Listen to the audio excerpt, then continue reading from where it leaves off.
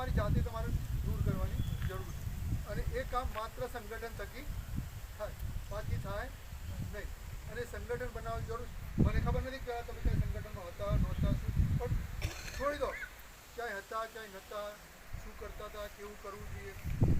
વાત આવી રહી છે હવે તમારા હાથમાં એક કોડિયું આવી ગયું. લેટેસ્ટ ન્યૂઝ જે આપણે જોડાયેલા હોય ગ્રુપમાં, કોઈ બી ગ્રુપમાં, કોઈ બી યુનિયનમાં અથવા તો કોઈ બી ક્ષેત્રમાં, એક ન્યૂઝ વારે ઘડે પેપર્સમાં બી આવે છે કે તમે લોકો કેસ જીતી ગયા છો. બહુ સમજી લેજો, તમે લોકો તમારી આંગણવાડીનો કેસ જીતી ગયા છો. તો કેસ શું હતો? કેસ હતો કે માનદ વેતન, આ વર્ષોથી એક માનદ વેતન દૂર કરો, માનદ વેતન દૂર, માનદ વેતનનો શબ્દ દૂર કરવાની વાત.